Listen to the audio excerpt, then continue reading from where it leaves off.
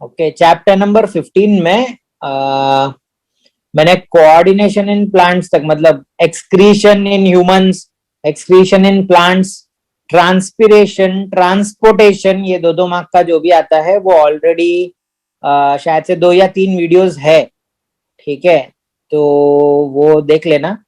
Okay, may be मैं कोशिश करूंगा अगर हो सके तो लिंक्स सेंड करने का। चलो, कोऑर्डिनेशन इन एनिमल्स हम लोग देख लेते हैं।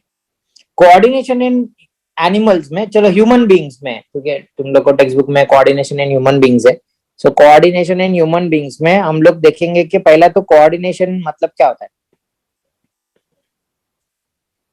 ठीक है। सो कोऑर्डिनेशन मतलब अगर सपोज कोई तो भी कमांड है, हमारे ब्रेन ने कुछ कमांड दिया, राइट, मेरा पूरा बॉडी है ना उसको कैसे एग्जीक्यूट करता है, वो कोऑर्डिनेशन, ठीक है। तो कोऑर्डिनेशन हमारे पास है ना 2 तरीके से हो सकता है। एक होता है नर्वस कंट्रोल, जिसमें बहुत सारे नर्व्स रहते हैं, नर्वस कंट्रोल है हमारे पास, और एक हमारे पास है ना हार्मोनल, मतलब केमिकल कंट्रोल, ठीक है। सो नर्वस कंट्रोल को मैं एक्सप्लेन कर रहा हूं यहाँ पे, ठीक है, ठीक है। तो केमिकल कंट्रोल और नर्वस कंट्रोल, ऐसा मेरे पास 2 कंट्रोल्स है, ठीक है, जिससे मैं पूरे बॉडी में कोऑर्डिनेट करता हूँ। Control and coordination is brought with the help of special type of cell fill ups called dash. तो सारा का सारा कंट्रोल एंड कोऑर्डिनेशन जो होता है नर्वस कंट्रोल में, they are taken by some cells called as nerve cells, also called as neurons। अब ये न्यूरॉन्स है ना, हम लोग ने बचपन में से देखा हुआ है कि न्यूरॉन्स में क्या क्या रहता है, राइट। तो न्यूरॉन्स में हमारे पास एक सेल न्यूक्लियस है, राइट, हमारे पास काफी सारे डेंड्राइट्स है, ओके, एंड देन मेरे पास एक लंबा सा एक्सॉन है, एक्सॉन टर्मिनल है या नर्व एंडिंग भी बोलते हैं। Axon is made up of again बहुत सारा कुछ है, इसमें माइलिन शीथ है, ये माइलिन शीथ है, ओके, राइट। ये पूरा का पूरा टर्म, ये जो पूरा का पूरा ऐसा गोल गोल है वो श्वान सेल्स बोलते हैं इसको, ओके। देन उसके बाद हमारे पास माइलिन शीथ मतलब एक प्रोटीन का कवरिंग रहता है, ठीक है। 2 श्वान सेल के बीच में जो छूट गया जगह उसको हम लोग बोलते हैं Ranbir Kapoor, node of Ranbir, VIER है लेकिन स्पेलिंग अलग है, ठीक है। सो एक्चुअली क्या होता है, ये होता है सेल, ये सेल है, असल में ये सेल है, ठीक है, जिसको हम लोग बोलते हैं सेल बॉडी या साइटोन, ठीक है। ये सेल बॉडी में 2 आउटग्रोथ्स निकलते हैं, 2 प्रोसेसेस, बायोलॉजी में प्रोसेस मतलब उससे निकला हुआ कुछ, ठीक है। तो एक को हम लोग बोलते हैं डेंड्राइट, ये डेंड्राइट हो गया, और जो दूसरा प्रोसेस है ऐसा लंबा निकला हुआ उसको अपन बोलते हैं एक्सॉन। एक्सॉन के एंड को बोलते हैं एक्सॉन टर्मिनल या नर्व एंडिंग।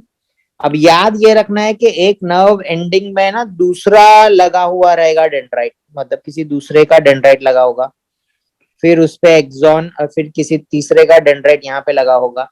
इन दोनों के बीच में जहां पे भी ये खत्म होता है और जहां पे भी डेंड्राइट शुरू होता है, एक जगह है कॉल्ड एज साइनैप्स, ओके। और साइनैप्स कितना है, 2 to 20 नैनोमीटर का गैप है, बहुत छोटा सा, ठीक है। अब ये कैसे काम करता है, ये तो स्ट्रक्चर है, ठीक है, ये स्ट्रक्चर है। फंक्शन कैसे करता है ये, तो जैसे ही कोई सेंस होता है, मतलब सेंस ऑर्गन से है ना, जब भी हम लोग को कुछ पता चलता है तो actually there are chemicals involve, ऐसा केमिकल्स कुछ रिलीज होते हैं। सो ये केमिकल जो होता है वो डेंड्राइट को लगता है, ठीक है। सो ये केमिकल जब डेंड्राइट्स को लगेगा तो ऑटोमेटिकली है ना यहाँ पे इलेक्ट्रिकल इंपल्सेस बनते हैं, मतलब केमिकल टच हुआ डेंड्राइट को, अब वो इलेक्ट्रिकल सिग्नल में कन्वर्ट हुआ, ये इलेक्ट्रिकल सिग्नल ही पूरे के पूरे न्यूरॉन्स में जाता है टिल एक्सॉन टर्मिनल। एक बार एक्सॉन टर्मिनल पे पहुंच गया तो अब है ना एक्सॉन टर्मिनल और दूसरे वाले डेंड्राइट के बीच में तो गैप है, गैप में से तो इलेक्ट्रिसिटी पास होता नहीं, तो ये इलेक्ट्रिकल सिग्नल वापस से केमिकल में कन्वर्ट होंगे और फिर बाद में नेक्स्ट वाले डेंड्राइट को लगेंगे और फिर electrical and out. So chemical to electrical to chemical ऐसा चलते ही रहता है, दैट्स व्हाई हम लोग बोलते हैं कि इलेक्ट्रोकेमिकल इम्पल्सेस है वो, या इलेक्ट्रोकेमिकल सिग्नल्स में हमारे सारे न्यूरॉन्स आपस में बात करते हैं। ठीक है, अब ये याद रखना है कि हमारी जो नर्व्स है जिसके वजह से हमारा सिग्नल हमारे ब्रेन तक या स्पाइनल कॉर्ड तक पहुंचता है और वापस हमारे हर एक बॉडी ऑर्गन तक पहुंचता है, they are made up of two cells. One, एक तो होता है न्यूरॉन्स जिसके बारे में अभी हम लोग ने देखा, और न्यूरॉन्स को एक सपोर्टिंग सेल्स होता है उसको बोलते हैं न्यूरोग्लिया। तो एक मार्क का क्वेश्चन आएगा, राइट, ठीक है, या न्यूरोग्लियल सेल्स के nerves are made up of which two types of cells, तो अपन बोलेंगे न्यूरॉन्स मतलब nerve cells and neuroglial cells. Neuroglial cells supportive function में होता है, ठीक है। माइन्यूट स्पेसेस जो रह गए between the nerve endings, okay, and the next dendrite is called as what, तो हम लोग बोलेंगे साइनैप्स, ठीक है। और यही पूरा का पूरा जो नर्व सेल्स रहता है वो आगे किसी मसल से या ग्लैंड से कनेक्टेड होता है, ठीक है, मसल से या ग्लैंड से कनेक्टेड होता है सो दैट उसको वो चला सके या वहां तक सिग्नल पहुंचा सके। Okay, for example muscle, muscle में क्या होगा, अगर मेरे को मूवमेंट करना है, कुछ भी चीज करना है, ये एक पर्टिकुलर चैप्टर में भी हमने पढ़ा था, मसल सेल्स के पास होते हैं कुछ प्रोटीन्स, जो प्रोटीन्स की वजह से उनका शेप चेंज होता है, ठीक है। तो अगर मेरे को इलेक्ट्रिकल सिग्नल मिला कुछ प्रोटीन्स को कि कॉन्ट्रैक्ट होना है तो सारे मसल कॉन्ट्रैक्ट हो जाएंगे, प्रेस हो जाएगा वो, और सिग्नल मिला के रिलैक्स होना है तो सारे मसल से रिलैक्स हो जाएंगे। तो muscle cells have the ability to change their shape due to what, due to special type of proteins. To be specific शायद से ये है एक्टिन एंड मायोसिन। ओके, ये दो टाइप के प्रोटीन होते हैं जो हेल्प करते हैं हमारे मसल के कॉन्ट्रैक्ट या रिलैक्स में, ठीक है। तो बट कंडक्ट किसने किया ये कॉन्ट्रैक्ट होना है कि रिलैक्स होना है, तो नर्व सेल ने, ठीक है, नर्व्स ने। तो ऐसे अगर बोले तो हम लोग के पास कितना टाइप ऑफ नर्व हो सकता है, ठीक है। नर्व्स तो छोड़ो, हमारे पास कितना टाइप का पहले न्यूरॉन्स होता है, ठीक है। ओके, तो नर्व्स बाद में देखेंगे, पहले न्यूरॉन्स। तो एक सेंसरी न्यूरॉन होता है, वो क्या होता है कि ब्रेन और स्पाइनल कॉर्ड से जो निकला, ठीक है, और आगे सेंसरी ऑर्गन तक पहुंचा, ठीक है, सेंसरी ऑर्गन तक पहुंचा, इसको हम लोग बोलेंगे मोटर न्यूरॉन। ओके, जो ब्रेन और स्पाइनल कॉर्ड से सेंसरी ऑर्गन तक पहुंचा, जो सेंसरी ऑर्गन से ब्रेन और स्पाइनल कॉर्ड तक लेके जाता है इंफॉर्मेशन, उसको बोलेंगे सेंसरी न्यूरॉन, ठीक है। ये याद रखने के लिए इजी है। ओके, फॉर एग्जांपल आईज से, ठीक है, हमारे स्किन से जो ब्रेन और स्पाइनल कॉर्ड तक लेके जाएगा वो क्या है, सेंसरी, क्योंकि सेंसरी ऑर्गन से आ रहा है, ठीक है। और वहां से जो इंफॉर्मेशन आएगा, जो हमारे हाथ को बोलेगा चल हटा अभी हाथ लगने वाला तेरे को, तो वो सब रहेगा मोटर न्यूरॉन। और इन दोनों के बीच में इनको जो कनेक्ट करता है बीच में, ओके, वो वाले न्यूरॉन को हम लोग बोलेंगे एसोसिएशन न्यूरॉन, ठीक है। तो ये 3 मार्क का क्वेश्चन है। सेंसरी मोटर तो पता चल गया, ठीक है। तो मोटर क्या करता है, ब्रेन और स्पाइनल कॉर्ड से इफेक्टर ऑर्गन्स तक लेके जाता है। इफेक्टर ऑर्गन मतलब क्या होता है, ओके, इफेक्टर ऑर्गन मतलब जहां पे इफेक्ट होना है, वो मसल हो सकता है, वो ग्लैंड हो सकता है, कुछ भी हो सकता है, इफेक्टर तक लेके आता है।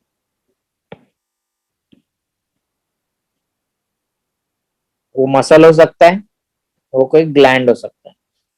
सर सेंसरी ऑर्गन और इफेक्टर ऑर्गन अलग अलग हो सकते हैं क्या, बिल्कुल। फॉर एग्जाम्पल, ठीक है, अचानक से तूने ट्रक को देखा तो सेंसरी ऑर्गन क्या था, आईज, आईज ने बताया होगा ब्रेन को, स्पाइनल कॉर्ड को, भाई ऐसा मेरे को दिख रहा है, ट्रक बहुत तेजी से आ रहा है, ठीक है। तो अब ये एसोसिएशन न्यूरॉन क्या करेगा, ठीक है, सेंसरी से मोटर तक पहुंचाएगा, ठीक है। मोटर न्यूरॉन क्या करेगा पता है, हमारी आंखों को थोड़ी देगा कुछ वो सेंस, वो मसल को देगा, ओके, हमारी तंगड़ियों तक वो पहुंचाएगा मैसेज, भागो हटो पीछे ट्रक आया अचानक से। तो सेंसरी ऑर्गन और इफेक्टर ऑर्गन दोनों अलग अलग भी हो सकते हैं एक केस में, ठीक है। सो एसोसिएशन न्यूरॉन का क्या फंक्शन है, it is having an integrative function. Integrative मतलब क्या, जोड़ने वाला, okay, function of integration in the nervous system. अब मेरे पास ह्यूमन नर्वस सिस्टम 3 टाइप का हो सकता है, ओके, सेंट्रल, पेरिफेरल, ऑटोनोमस, ठीक है। तो ये न्यूरॉन का टाइप है, हम लोग नर्व के टाइप भी बाद में देखेंगे, ठीक है। फिलहाल ह्यूमन नर्वस सिस्टम 3 पार्ट्स का हो सकता है।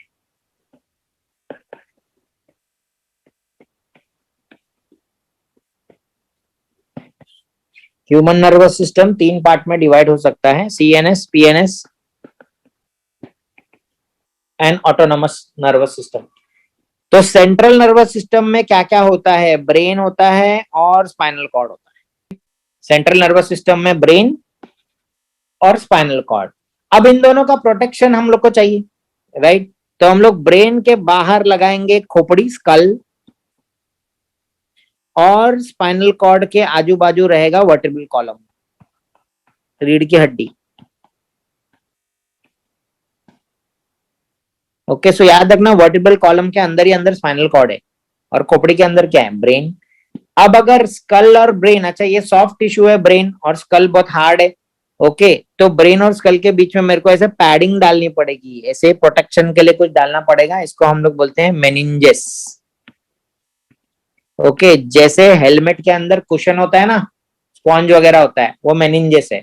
हेलमेट है सबसे ऊपर वाला, ठीक है, ओके, हमारे खोपड़ी को बचाता है, और बीच में क्या रहता है? मेनिंजेस, ठीक है, प्रोटेक्टिव लेयर्स। देन हमारे दिमाग के अंदर कुछ खाली जगह है, तो कोई अगर बोलता है ना भाई तेरा दिमाग खाली है, ठीक है, तो वो सच बोल रहा है। ओके, हमारे ब्रेन में देयर आर एम्प्टी स्पेसेस, हमारे ब्रेन के अंदर एम्प्टी स्पेसेस है, खाली खाली जगह है, उसको हम लोग बोलते हैं वेंट्रिकल्स। और हमारे स्पाइनल कॉर्ड में भी ऐसा कंटिन्यूस खाली जगह है, उसको हम लोग बोलते हैं सेंट्रल कैनाल। ये वेंट्रिकल्स में और सेंट्रल कैनाल में कोई फ्लूइड भरा होता है, उस फ्लूइड को हम लोग बोलते हैं सेरिब्रो स्पाइनल फ्लूइड। इसका काम क्या है? ओके, इसके 2 काम है। एक, मैकेनिकल शॉक से बचाना, हम लोग को झटका लगे तो उससे बचाना। अगर देखो पानी से भरा हुआ गुब्बारा रहेगा, उसको तुम कहीं पे मारोगे तो वो ऐसे थोड़ी होगा, मतलब वो पचकेगा और वापस खुलेगा, राइट?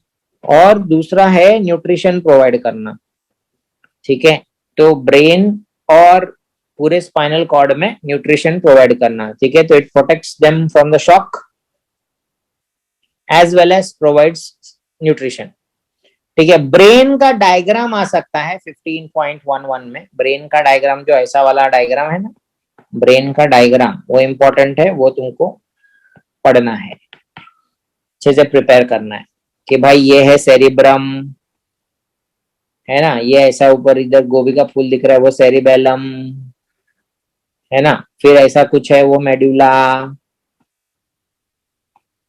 राइट, पॉन्स वेरोली, फिर आगे नीचे जो पार्ट होता है वो स्पाइनल कॉर्ड, ठीक है, ऐसे छोटा छोटा प्रिपेयर करना है। देन ब्रेन के बारे में बहुत सारा कुछ लिखा हुआ है, 1300 to 1400 ग्राम्स का है, 100 बिलियन न्यूरॉन्स है हमारे पास।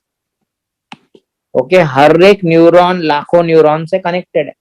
लेफ्ट साइड राइट साइड रहता है, लेफ्ट साइड किस चीज के लिए है? ओके, झूठ बोलना, बहाने बनाना, नाटक करना, रीजन देना, वो सब left side. Science, mathematics, language, logical thinking, analysis करना, ठीक है, ये टीचर कल आने वाली क्या, नहीं तो उसका होमवर्क नहीं करूंगा मैं, वैसा वाला टाइप लेफ्ट वाला। राइट वाला क्या? होलिस्टिक थिंकिंग, ठीक है, मैं नहीं होमवर्क करूंगा तो कब तक बचूंगा, मेरा ही नुकसान हो रहा है, वो जो सोचते हैं हम लोग, वो राइट ब्रेन। इंट्यूशन, अरे मेरे को लगता है कि आज मेरे को मार पड़ने वाला, वो राइट वाला। क्रिएटिविटी, ये ऐसे नहीं, मैं ऐसे करूंगा, राइट, आर्ट, म्यूजिक, ये सब राइट है। लॉजिक लेफ्ट, इलॉजिकल, ओके, दिल लॉजिकल वाला राइट है, ठीक है। तुमको ऐसे लिखना है, बहुत सुंदर कविताएं लिखनी है, राइट वाला ब्रेन चालू हो जाएगा तुम्हारा, ठीक है। प्लस माइनस करना है, यस और नो डिसीजन लेना है, लेफ्ट वाला चालू हो जाएगा, ठीक है। अच्छा, देन उसके बाद है ना, तुम लोग को डायरेक्टली ब्रेन का पेज नंबर 174 पे, ये बहुत इंपॉर्टेंट है, हमें पेज नंबर 174 पे ना एक टेबल है, वो अच्छे से लर्न करके जाना है, कौन सा वाला पार्ट ऑफ ब्रेन क्या फंक्शन करता है, कौन सा वाला पार्ट ऑफ ब्रेन क्या फंक्शन करता है, पेज नंबर 174 पे है, बहुत इंपॉर्टेंट है। फॉर एग्जाम्पल हमारे पास है सेरिब्रम, वो क्या काम करता है? वॉलेंट्री मूवमेंट, ओके, सारे वॉलेंट्री मूवमेंट उसके हवाले, चलना फिरना, ये वो सब, प्लान करना, डिसीजन बनाना, राइट, ठीक है। सेरिबेलम, सेरिबेलम क्या करता है? तो ये इंपॉर्टेंट है, बॉडी का बैलेंस बनाना, ठीक है, अगर कोई आदमी नशे में है तो उसका सेरिबेलम पे इफेक्ट होता है, वो सीधे लाइन पे चल नहीं सकता, वो हिलते डुलते रहता है। हाउएवर उसके हिसाब से वो सीधा चल रहा है, बट असल में वो हमको दिखता है गड़बड़ हुआ है। ठीक है, and coordination in voluntary activities, remember that this is voluntary activities cerebrum, and coordination in voluntary activities is cerebellum. तो सपोर्टिंग फंक्शन में मेडुला क्या करता है भाई, मेडुला ओब्लोंगेटा, ओब्लोंगेटा का स्पेलिंग देखो, ओब्लोंगेटा। ठीक है, तो ओब्लोंगेटा क्या करता है, सारे के सारे इनवॉलेंट्री एक्टिविटीज। अब इनवॉलेंट्री एक्टिविटीज में बहुत सारा चीज आ गया, छींकना, स्नीजिंग, कफिंग, सलाइवेशन। पानीपुरी का नाम सुना, 2-3 बार पानीपुरी बोलूंगा, ओके, तो अपने आप मुंह के अंदर पानी आ जाएगा। तो ये सारा बीटिंग ऑफ हार्ट, ठीक है, ब्लड सर्कुलेशन में अभी तुमको पढ़ा रहा हूँ, तुम अभी पढ़ रहे हो लेकिन तुम्हारा दिल तो धड़क रहा है, खाना तो पच ही रहा है अगर खाया होगा तो, राइट। ठीक है, तो ये मेडुला ऑब्लोंगेटा का काम है। स्पाइनल कॉर्ड का काम क्या है, ठीक है, तो ऐसी बहुत सारी चीजें होती, सब चीज हम लोग एक पर्टिकुलर जगह पे ना नहीं कंडक्ट कर सकते। फॉर एग्जाम्पल स्किन से, okay, her part of the skin को ब्रेन से जोड़ना है, तो भाई कौन जोड़ेगा, तो मेरुदंड, स्पाइनल कॉर्ड है ना। वर्टिब्रल कॉलम में ऐसे नर्व्स जाएंगे अंदर, ठीक है, अंदर स्पाइनल कॉर्ड है, स्पाइनल कॉर्ड के थ्रू ये जाएगा ब्रेन में कि भाई क्या चल रहा है, क्या हालचाल है ना। Reflex action, okay, reflex action किसके लिए है, स्पाइनल कॉर्ड का काम है। ठीक है, ब्रेन अगर कुछ भेजता है मसल या डिफरेंट डिफरेंट ग्लैंड्स को कुछ सिग्नल, तो स्पाइनल कॉर्ड का काम है। स्पाइनल कॉर्ड मेन घर का वायर है, ठीक है, ऐसे समझो। ठीक है, और ब्रेन है एमएसईबी। ठीक है, तो एमएसईबी से महाराष्ट्र स्टेट इलेक्ट्रिकल बोर्ड है ना, वहां से आया तुम्हारे पास लाइट। ठीक है, तो एक मेन वायर से आया, पोल से जो वायर आया वो है स्पाइनल कॉर्ड। स्पाइनल कॉर्ड से आगे तारें इधर उधर जाएंगी तो वो होती है नर्व्स। तो हम लोग देखते हैं कितनी तरीके की नर्व्स होती हैं हमारे पास। सो हमारे पास पेरिफेरल नर्वस सिस्टम है। पेरिफेरल नर्वस सिस्टम मतलब सारी नसें हैं उसमें, ओके। तो नसें कहाँ कहाँ से निकल सकती हैं, तो एक भाई ब्रेन से नर्व्स निकल सकती हैं, इनको हम लोग बोलेंगे क्रेनियल नर्व्स, क्योंकि वो क्रेनियम से आई हैं। क्रेनियम क्या होता है, स्कल, स्कल मतलब खोपड़ी, ठीक है, स्कल को क्या बोलते हैं, क्रेनियम। तो क्रेनियम से आई है क्रेनियल नर्व्स। ऐसी 12 नर्व्स है मेरे पास, 12। और स्पाइनल कॉर्ड से जो नर्व्स निकलती हैं वो हम लोग बोलेंगे स्पाइनल नर्व्स। तो एक तो नर्व्स का कैटेगराइजेशन हो गया जगह के हिसाब से, ठीक है, एज पर लोकेशन। ठीक है, कहाँ से आए हो भाई, तो वो गांव का नाम तुम्हारा सरनेम बन जाएगा। ठीक है, कोल्हापुरे है ना, नागपुर कर वैसा वाला। ठीक है, तो वैसा, तो क्रेनियम से निकला है तो क्रेनियल नर्व, स्पाइनल कॉर्ड से निकला है तो स्पाइनल नर्व्स।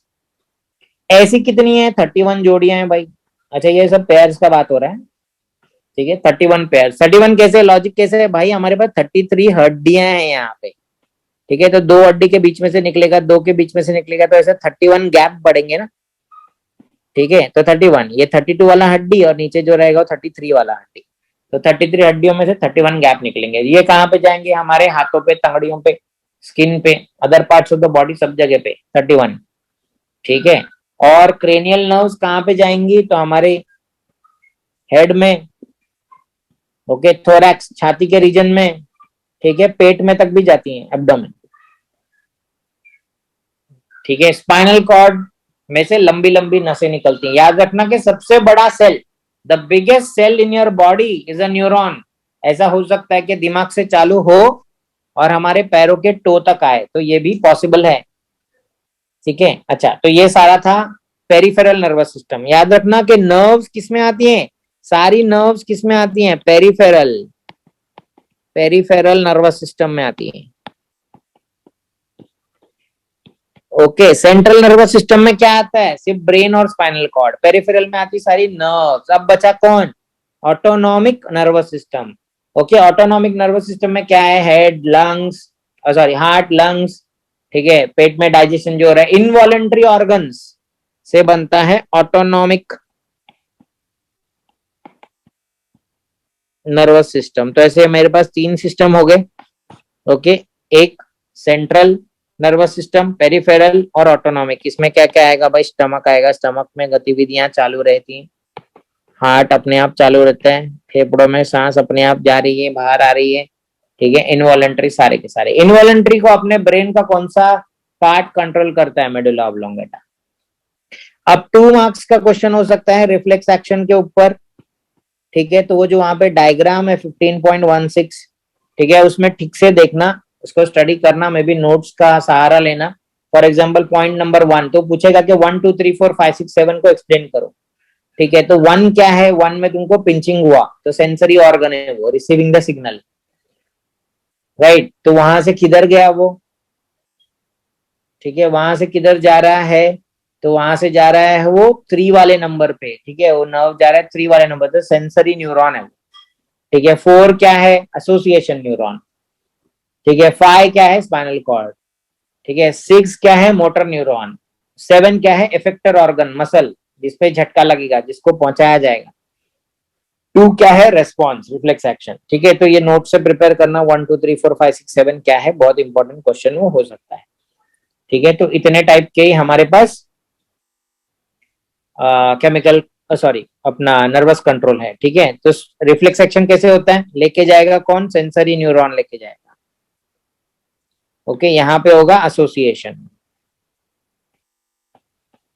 एसोसिएशन न्यूरॉन लेके आएगा कौन? Motor neuron. मोटर न्यूरॉन किसी भी मसल के ऊपर, मतलब कोई इफेक्टर ऑर्गन होगा, ओके, और सेंसरी ऑर्गन से लिया जाएगा, ठीक है। काफी सिंपल है, ठीक है। तो रिफ्लेक्स एक्शन क्यों चाहिए हमको? हम तो बहुत विकसित हो गए, इवॉल्व हो गए, हम लोग को रिफ्लेक्स एक्शन क्यों चाहिए भाई? ऐसे बहुत सारे काम होते हैं जिसमें ब्रेन भी, मतलब थोड़ा सा भी सेकंड में गड़बड़ हो गई तो हम मर सकते हैं, ठीक है। पिन लगा, हमको हाथ अचानक से हटाना है, ठीक है। रोड पे ट्रक फटक से आ रहा है तो हमको पीछे हटना है, नहीं तो गड़बड़ हो जाएगा, ठीक है। तो इसके वजह से ये होता है। देन नेक्स्ट वाला आता है केमिकल कंट्रोल, ओके। सो केमिकल कंट्रोल किसके वजह से होता है? तो केमिकल मैसेंजर्स की वजह से। केमिकल मैसेंजर्स को हम लोग बोलते हैं हॉर्मोन्स, ओके। हॉर्मोन्स हमारे पास दो तरीके के ग्लैंड्स है जो बनाते हैं, एक्सोक्राइन और एंडोक्राइन, ठीक है। एंडोक्राइन ग्लैंड्स जो बनाते हैं, ठीक है, एंडोक्राइन ग्लैंड्स है हमारे पास ऐसे बहुत सारे, ठीक है। तो तुम लोग को है ना, ये जो डायग्राम है ना, डायग्राम 15.17, ठीक है, तो बहुत इंपॉर्टेंट है, उसको लेबल करने के लिए बोलेगा। Hypothalamus, pineal gland, pituitary, thyroid, parathyroid, thymus, adrenal, ovary, testis, ठीक है। तो मैं मे बी मैंने सेशन में बताया रहेगा, ठीक है। एंडोक्राइन ग्लैंड्स को हम लोग डक्टलेस ग्लैंड भी बोलते हैं, क्यों? क्योंकि उनमें कोई ट्यूब नहीं होती, डक्ट मतलब ट्यूब, कोई ट्यूब नहीं है, ठीक है। तो जो भी हार्मोन्स बनेगा सीधे सीधे ब्लड में जाएगा, ओके। अच्छा, पर अगेन नर्वस कंट्रोल और केमिकल कंट्रोल में क्या डिस्टिंग्विश है, याद रखना है। नर्वस कंट्रोल बहुत फास्ट होता है, फास्ट इंपल्स, एकदम फास्ट है, क्विक, ठीक है। एंड हॉर्मोन्स जो है रिलीज होते हैं वो काफी आराम से होते हैं। बट हॉर्मोन्स वाला जो सिस्टम है केमिकल कंट्रोल, वो लॉन्ग लास्टिंग है, काफी देर तक वो हार्मोन अपने बॉडी में रहेगा और असर भी दिखाएगा। याद रखना कि हार्मोन्स पूरे बॉडी में फैलता है, लेकिन असर दिखाता है सिर्फ किसी टारगेट ऑर्गन पे, ठीक है। फॉर एग्जाम्पल, अगर ऊपर कोई ग्लैंड है हमारा, कोई मास्टर ग्लैंड है, ठीक है, पिट्यूटरी, पिट्यूटरी ने थायराइड स्टिमुलेटिंग हार्मोन बनाया, टीएसएच, तो वो थायराइड ग्लैंड पे लगते उसको एक्टिवेट करेगा, एड्रिनल ग्लैंड पे लगते एक्टिवेट नहीं करेगा, राइट। तो ऐसे ही पेज नंबर 177 का वो जो चार्ट है ना, पेज नंबर 177 का चार्ट है, ठीक है, उसमें से ना कुछ कुछ चीजें है ना हमको पढ़नी है। फॉर एग्जाम्पल आप पढ़ सकते हो पिट्यूटरी, ठीक है। आप पढ़ सकते हो थायराइड, थायराइड दो तरीके के हार्मोन बनाता है, थायरोक्सिन, कैल्सिटोनिन। थायरोक्सिन क्या करता है? बॉडी का मेटाबॉलिज्म देखता है। कैल्सिटोनिन क्या करता है? कैल्शियम लेवल देखता है, आसान है, ठीक है। फिर आप पैंक्रियास देख सकते हो, ओके। पैंक्रियास में भी इंसुलिन वाला देख सकते हो, एग्जांपल दे सकते हो। इंसुलिन क्या करता है? किधर बनता है? पैंक्रियास में बनता है। क्या करता है? तो इंसुलिन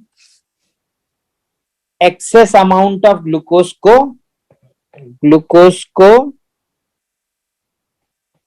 ग्लाइकोजन में कन्वर्ट करता है लिवर के अंदर, ठीक है। और ग्लूकागॉन इसका उल्टा करता है। ग्लूकागॉन क्या करता है?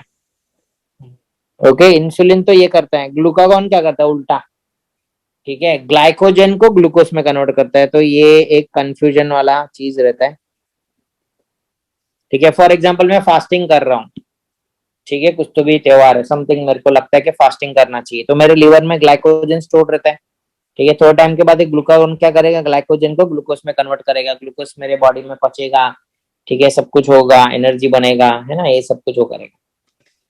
देन एड्रिनल ग्लैंड याद रख सकते हो। एड्रिनल ग्लैंड क्या बनाता है? एड्रिनालिन, वो जोश वाला हार्मोन, ठीक है। जब हम लोग कोई भी राइड पे जाते हैं तो ऊपर ऊपर जा रहे हैं रोलर कोस्टर में, तो एड्रेनालिन रश उसको बोलते हैं ना, ठीक है। तो it controls our behaviour during crisis या इमोशनल सिचुएशंस, तो ये करता है। हार्ट को पंप करता है, धड़ धड़ धड़ धड़, स्टिमुलेट्स द हार्ट, ठीक है। मेटाबॉलिक प्रोसेस फास्ट हो जाता है, आंखें चमक जाती है हमारी, ठीक है। तो एड्रेनालिन ये करता है। ओवरी टेस्टिस आप पढ़ सकते हो। ओवरी क्या करेगा? फीमेल हार्मोन्स बनाएगा। टेस्टिस क्या करेगा? मेल हार्मोन्स बनाएगा। पेज नंबर 177 वाला चार्ट में से ये देख के चलना, ठीक है। सो इतना केमिकल कंट्रोल आपका होगा। देन इसी लेसन में से इंपॉर्टेंट शॉर्ट नोट्स क्या क्या आ सकते हैं? रूट प्रेशर, ट्रांसपिरेशन, ठीक है, एंड नर्व सेल, ये तीन आ सकते हैं। और हार्मोन्स कौन कौन से बनते हैं? तो ये वाले सारे, pituitary, thyroid, pancreas, adrenal, ovary, testis, एक बार देख के जाना है, ठीक है। देन डायग्राम में ऑफ कोर्स जो डायग्राम मैंने बोला, नेफ्रॉन एक आ सकता है, किडनी का नेफ्रॉन आ सकता है, न्यूरॉन आ सकता है, नर्व सेल, ठीक है, एंडोक्राइन ग्लैंड लेबल करने के लिए आ सकते हैं। तो ये सब तीनों चीजें आपको पढ़ना है, आ जाएगा। उसमें से इंपॉर्टेंट क्या है पता है? उसमें से इंपॉर्टेंट है कि how many types of chromosomes are there. Types of chromosomes. हाँ, define heredity, define heredity, okay. And then उसके बाद define genetics, define heredity, define genetics, okay. Then उसके बाद what is chromosome, okay. For example उसके बीच में primary constriction जहां पे दबा हुआ है इसको बोलते हैं सेंट्रोमियर, है ना। और फिर उसके बाद क्या क्या है पता है? एक बार देखते हैं types of chromosome, P arm, Q arm, वो देखने का। और मेटासेंट्रिक, मेटासेंट्रिक मतलब क्या कि अगर एक क्रोमोसोम है तो उसके बीचों बीच मेरा सेंट्रोमियर है, तो वी जैसा दिखता है, तो मेटासेंट्रिक हो गया। सब मेटासेंट्रिक एल जैसा दिखता है, क्यों? क्योंकि एक आर्म जो है वो थोड़ा छोटा हो जाता है दूसरे से, ठीक है। Centromere is somewhere near the mid point, यहाँ पे एट द मिड पॉइंट, ये somewhere near the mid point, okay. तो ये हो गया सब मेटासेंट्रिक, ये हो गया मेटासेंट्रिक, ठीक है। It look like L, V, L, ठीक है। एक्रोसेंट्रिक, ओके, एक्रोसेंट्रिक, तो centromere is near one end, तो ये एक बड़ा हो गया, ये एक छोटा हो गया, एकदम छोटा हो गया, मतलब इससे छोटा, okay. So near one and, एक एंड में रहता है, तो एक्रोसेंट्रिक हो गया। तो ये जे जैसा दिख रहा है क्योंकि ये छोटा रहता है जे का, ये वाला पार्ट, ठीक है। टीलोसेंट्रिक तो पता है, टीलोसेंट्रिक तो भाई सेंट्रोमियर एक जगह पे है, उसको उल्टा कर दो आई जैसा दिखेगा, ये टीलोसेंट्रिक है, okay. So only one arm किसमें रहता है? टीलोसेंट्रिक में। कितने टाइप के क्रोमोसोम होते हैं हमारे पास? दो टाइप के, होमोलोगस जो डिट्टो शेप एंड साइज में सेम दिखते हैं, होमोलोगस जो शेप और साइज में डिफरेंट दिखते हैं, हेट्रोलोगस, है ना। सेक्स क्रोमोसोम को एलोजोम भी बोलते हैं, सेक्स क्रोमोसोम को एलोजोम्स भी बोलते हैं, और एलोजोम्स को छोड़ के अदर क्रोमोसोम्स जो है हमारे पास वो है ऑटोजोम्स। सेक्स क्रोमोसोम जो होता है, ओके, वो दो पेयर है हमारे पास, और ऑटोजोम जो है मेरे पास, अच्छा वन पेयर है हमारे पास, और ऑटोजोम जो है वो 22 पेयर है, तो टोटल हमारे पास 23 पेयर ऑफ क्रोमोसोम्स है, ठीक है, 22 autosomes responsible for body characteristics and sex chromosome for the sex of the individual.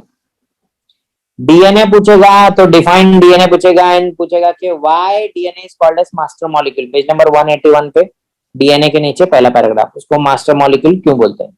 तो वॉटसन क्रिक ने उसका मॉडल दिया था, याद रखने का spelling Watson Crick. Okay, how does a DNA look, it looks like a double helix, right. वो master molecule क्यों है, तो क्योंकि मॉलिक्यूल ऑफ डीएनए हर एक ऑर्गेनिज्म में प्रोड्यूस होता है, ठीक है, वायरसेस बैक्टीरिया सब जगह पे मिलता है। It is responsible for functioning, growth, division of the cell and therefore वो मास्टर मॉलिक्यूल है।